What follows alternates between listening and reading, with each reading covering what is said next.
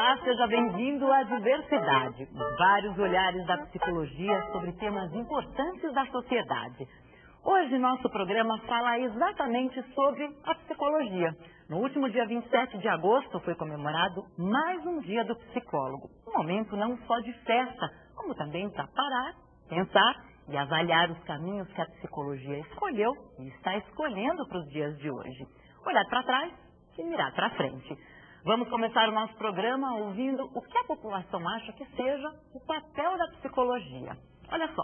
Para que serve a psicologia? A psicologia, para mim, serve para procurar entender melhor as pessoas. Segundo Freud, para estudar a consciência humana. Para entender o ser humano. Mente fraca, analisar mais a mente da pessoa. A psicologia é para que as pessoas abram mais a mente e entendam melhor as coisas. Psicologia abrir a mente das pessoas, né? Eu acredito em relação a vários assuntos. O processo seletivo de uma empresa é muito válido. Entender melhor aí o conceito da vida, né? Dar um apoio, entre aspas, psicológico até, né? Muitas vezes a pessoa não tem o equilíbrio suficiente para compreender mais a cabeça do ser humano, que acho que é um pouco confusa. Ela não resolve tanto quanto o ser humano ele se entregar de verdade para Deus, né? Resolver esses problemas que elas não conseguem sozinhas. Acho que funciona? Não há necessidade. Depende do médico, do paciente. Para quem é a psicologia? Tem crises existenciais, entendeu? Há necessidade, alguns em grau mais elevado e outros em grau menos elevado. A pessoa equilibrada, no meu ponto de vista, não precisa de uma psicologia. Quando bem aplicada por um profissional competente, eu acho que é ideal. Mas também depende da idade da pessoa. Eu acho que no adolescente e tal, ela vai bem. Depois de uma certa idade, o burro velho não pega estrada nova. Eu nasci há 10 mil anos. No meu caso, assim, eu nunca precisei de um psicólogo, né? Mas às vezes assim, a gente cai numa depressão assim, né? Por causa da vida. Alguém que você vai poder falar de alguma coisa que você está sentindo e a pessoa ela vai saber te entender. Conflitos, né? Que todo mundo tem. Não só os pobres, os negros, os africanos, nada disso. Aqui em São Paulo precisa. Às vezes você não tem que contar as suas formas, as suas alegrias, ou até mesmo as aventuras que teve, ou até mesmo as suas experiências, né? Não serve só para contar traumas, mas sim para te ajudar a ser um pouco melhor. A pessoa tem que estar a fim de abrir a cabeça, né? Primeiro para aceitar a psicologia como uma saída. Uma grande maioria precisa. Você precisa? Graças a Deus não. Por quê? Não me queixo. Até uma próxima. Quem comenta essas respostas é a psicóloga Maria da Graça Martina Gonçalves. Graça é doutora em Psicologia Social pela PUC de São Paulo, onde atualmente é assistente doutor. Presidiu o Conselho Regional de Psicologia de São Paulo entre os anos de 2004 e 2007.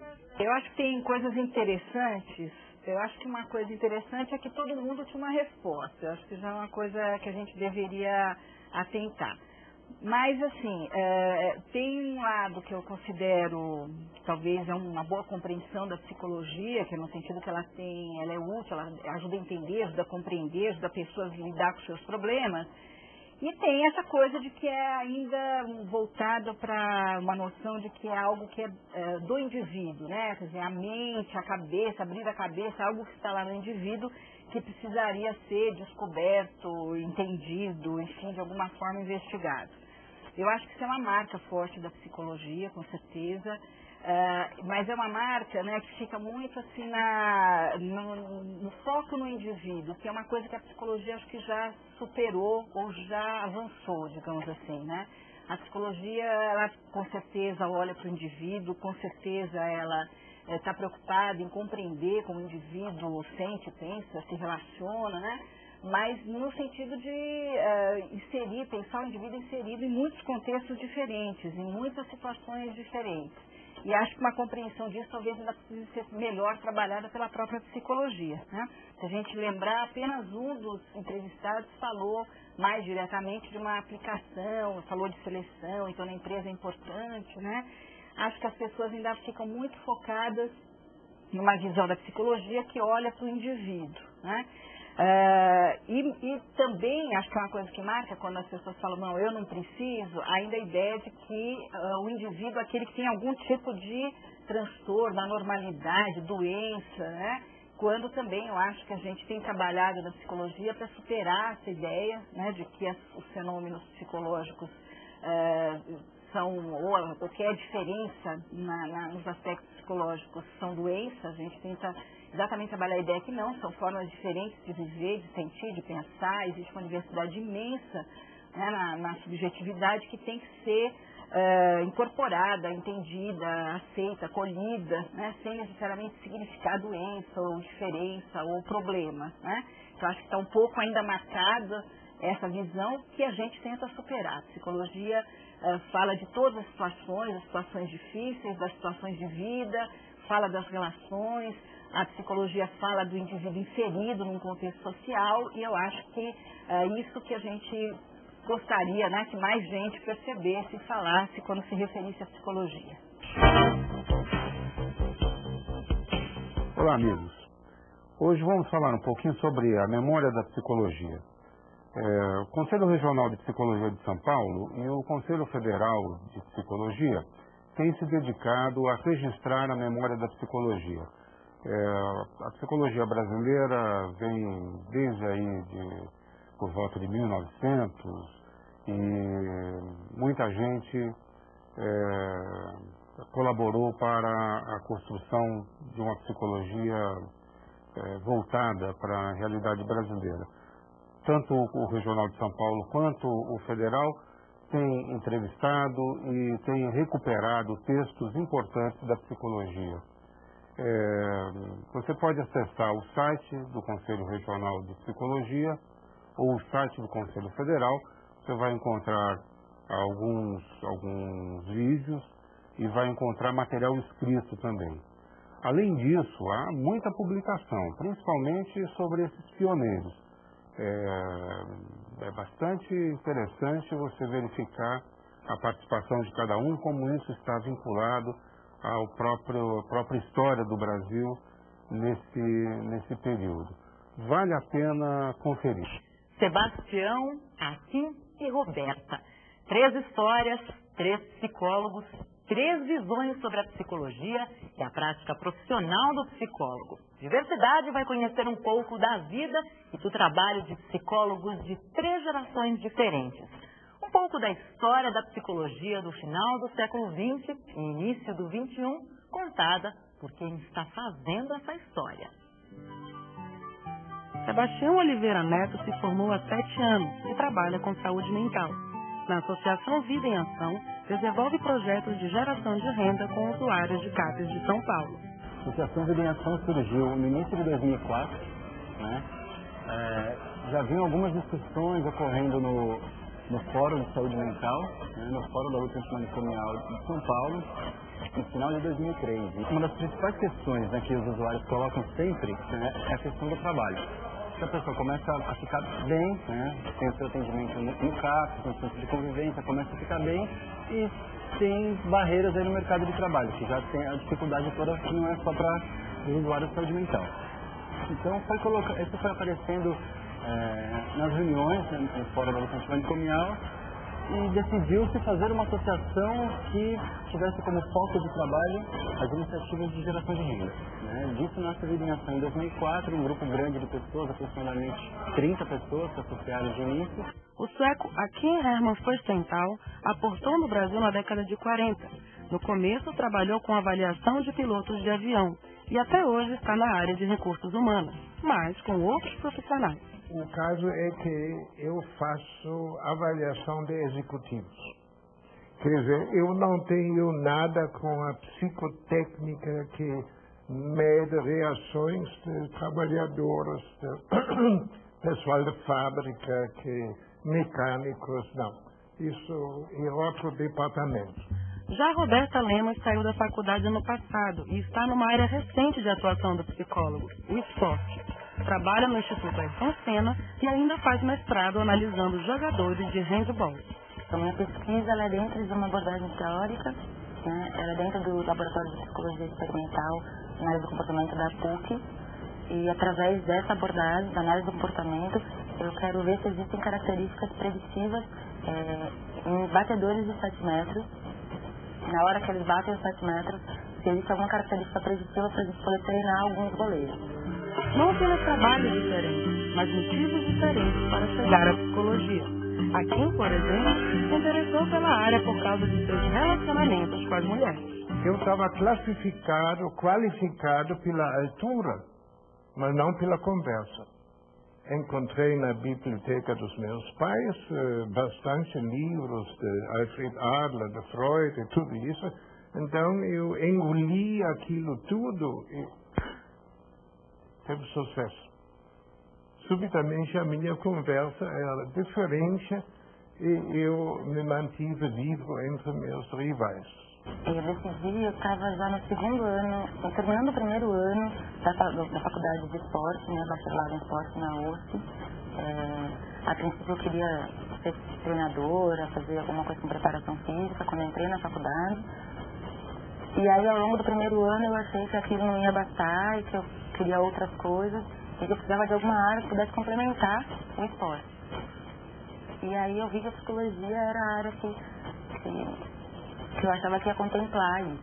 Nos 17, 18 anos, a gente tem muito pouca visão do que vai fazer da vida, claro. E eu tinha esse interesse social, para trabalhos sociais, e acabei lendo um livro sobre psicologia social, me interessei, achei que era isso que eu deveria fazer. Mas era muito voltado para a educação, meu foco ao entrar na faculdade de psicologia. Mas de fato é uma coisa que eu quase nunca trabalhei com a educação. O que se aprende na faculdade aplica-se muito pouco na prática psicológica.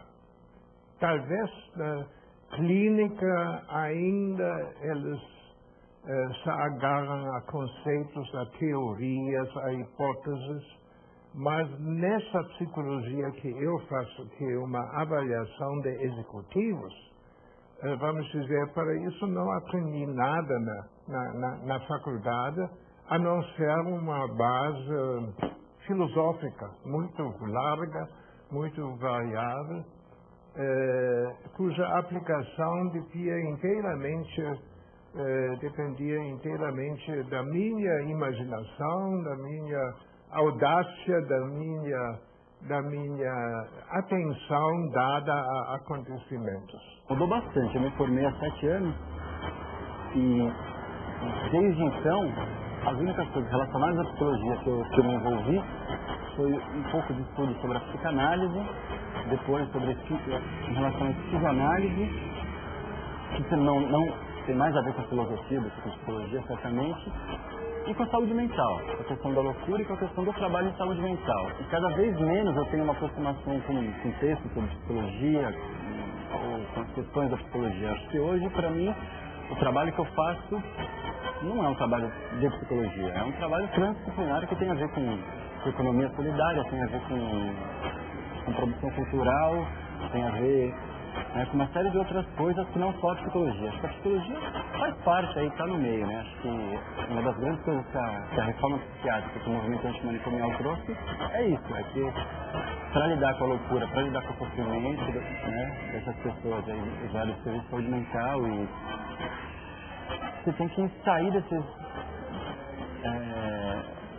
campos restritos de conhecimento. Eu acho que em relação ao esporte foi mais do que eu queria, mais do que eu imaginava, né? Não mais do que eu queria. O que eu queria foi bem contemplado, agora mais do que eu imaginava. Acho que descobri uma psicologia que não é o que eu pensava que era a psicologia do esporte, que é possível fazer nessa área. E em relação às outras áreas, né? Como a psicologia se insere na área social, que responsabilidade é essa e compromisso é esse que agora está bem encaminhado na psicologia, né? Quanto ao futuro, mesmo com idades e áreas de atuação diferentes, aqui Sebastião e Roberta têm a mesma visão de que a psicologia está cada vez mais voltada para os problemas sociais. Eu acho que dentro da área social, eu acho que o futuro é bem promissor, né? No final do ano passado teve o Congresso Nacional de Psicologia em Brasília, e o tema foi exatamente do compromisso social à prática, né? Então eu acho que dentro dessa área, eu acho que o futuro é bem promissor. Os psicólogos estão cada vez mais comprometidos e responsáveis dentro dessa área, né? Da área social. Mas a psicologia perdeu um pouquinho o aspecto filosófico, o aspecto do desenvolvimento dos conceitos e das teorias. Desde a psicanálise não tem nenhuma técnica tão aceita geralmente, tão adorada, tão santificada, está compreendendo? Ninguém criou uma coisa que teve tanto impacto e hoje em dia a gente não se interessa mais muito pelas teorias e sim pela prática e sucessos da prática. A visão que eu tenho é que tem que ser interdisciplinar e transdisciplinar, né? Você deixa as disciplinas de lado e produz novas coisas. Acho que essa é a nossa proposta, por exemplo, dentro da Associação de Alinhação. Acho que os projetos de saúde mental hoje estão cada vez mais focados na produção cultural, né? Que não seja restrita, né, às pessoas aí ditas loucas, que seja cada vez mais apostando na diversidade, apostando em outras inserções aí, né, numa heterogeneidade. Acho que isso é muito rico. A psicologia começou com uma ciência desinteressada. Ela simplesmente quis explorar o segredo do ser humano, o animal, os acontecimentos não conscientes que acontecem dentro do ser vivo. Mas aos poucos, num país como o Brasil, a ciência pura, seja física, seja biologia, seja filosofia, não tem muita chance, porque tem muitos problemas práticos. Então não é de admirar que a psicologia também virou para a situação prática do homem brasileiro, do cidadão brasileiro. No último dia 27, o dia do psicólogo, foram realizadas as eleições para as novas diretorias do Conselho Federal de Psicologia e de todos os conselhos regionais. Um momento sempre importante para a classe e, por que não, para a sociedade brasileira. Momento para conhecer um pouco das ações que têm marcado o trabalho do CRP São Paulo e saber para que serve exatamente um conselho. Quem fala sobre isso é a psicóloga Chica Hatakeyama Guimarães. Chica foi conselheira presidente do Conselho Regional de Psicologia e é professora do Departamento de Psicologia Social da PUC São Paulo. Como principalmente os psicólogos sabem, dia 27, agora de agosto, foi o dia do psicólogo. E além de ser o dia de comemoração da nossa profissão, foi o dia também em que as eleições ocorreram pelo Brasil afora. Embora alguns acreditem ou até se queixem que a eleição é um dever penoso, nós do Conselho consideramos como sendo um direito do psicólogo. Um direito de estar participando e manifestando através das urnas, né, a sua posição, a sua escolha. E esse é um método também que o Conselho tem adotado, né, para chamar exatamente a participação dos psicólogos. Então, assim também foi, por exemplo, em relação ao Código de Ética, que era de 1987, e em função das transformações sociais e transformações também da própria profissão, foi necessário todo um conjunto de ações, inclusive com a participação dos psicólogos, que foram chamados e foram ouvidos, e daí pudemos fazer a reformulação do Código de Ética, que em 2005 passou a vigorar e que agora está na vigência. Então, essa é outra atribuição do Conselho, né? Estar oferecendo normatizações, resoluções, ou seja, referências para o cotidiano dos psicólogos. Hoje estamos presentes em várias novas modalidades, inclusive, né, de trabalho que o psicólogo se faz presente. Por exemplo, né, novas psicologias. Hoje temos a psicologia do esporte, né? Então a psicologia oferecendo tanto a sua teoria como a sua prática para um campo novo de trabalho, né? Um campo novo onde de agrupamentos humanos que estão realizando, estão praticando atividades esportivas. Temos também a psicologia jurídica, né?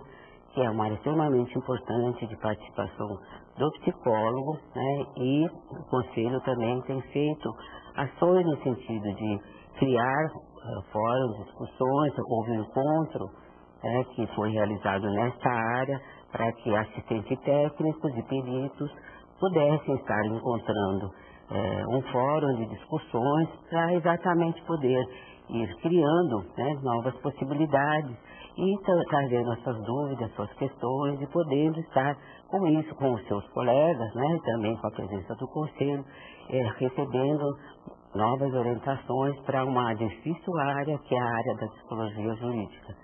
Além dessa área, nós temos, por exemplo, também a presença do psicólogo, né, nas instituições, né? Por exemplo, no sistema prisional, também acho que é uma área bastante difícil. O Conselho tem se dedicado a realizar ações, chamando os psicólogos a participarem, né, na direção de coletivamente estarmos pensando e discutindo as questões nessa área. Também assim acontece a presença do psicólogo no sistema socioeducativo. Aquilo que antigamente se chamava SEBEM, hoje se chama casa.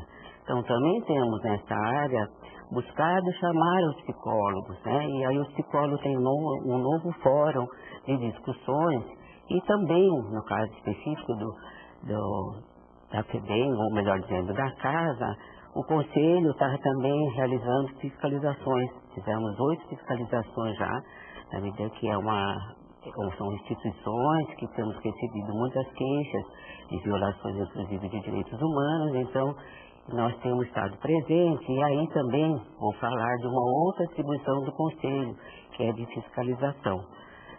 Quando nós recebemos queixas, denúncias, ou suspeitamos de que alguma irregularidade no exercício profissional em alguma localidade, né, ou algum psicólogo, algum profissional realizando alguma irregularidade, o Conselho deve estar presente a fim de fazer sua fiscalização. Outro motivo também que temos, né, para comemorar é a presença do psicólogo, né, que hoje que está já no SUS há muito tempo, né, embora nós saibamos que é uma área bastante difícil, né, de trabalho, mas com certeza é uma área fundamental e o Conselho tem se dedicado também a essa área da saúde mental, da saúde do trabalhador, né, no sentido de estarmos possibilitando discussões, referências para que o trabalho do psicólogo seja de qualidade técnica e ética, né? E mais também, atualmente com o SUAS, né, o Sistema Único de Assistência Social, está sendo implantado. E a psicologia também está presente nessa área. Também queria fazer um destaque na saúde suplementar, né? A saúde suplementar é a saúde, digamos, é aquela área de participação do psicólogo através dos planos de saúde. E aí nós recentemente fizemos um rol de procedimentos que já foi enviado para a Agência Nacional de Saúde, porque ela está interessada na normatização dessas ações. Então, são diversas ações que eu estou aqui elencando, que o psicólogo que revelam a presença da psicologia e, por outro lado, também as ações que o Conselho tem feito, porque o Conselho não tem somente a finalidade de fiscalizar e nem só de normatizar, mas ela também tem o Conselho também tem outra atribuição que é a de orientar. Então, todas essas ações também têm essa finalidade de orientar o psicólogo naquelas áreas onde eles estão realizando suas atividades para que possam efetivamente realizar um trabalho qualificado, né? Então, como vocês podem ver, há um conjunto de ações e que temos chamado constantemente a presença do psicólogo, porque só com a presença deles é que o Conselho, de fato, se faz presente no cotidiano, junto ao trabalho e às pessoas, os usuários, a própria sociedade. Então é isso, Diversidade fez hoje uma homenagem a todos os psicólogos desse país. Uma homenagem à psicologia. A gente se vê no nosso próximo programa. Até lá!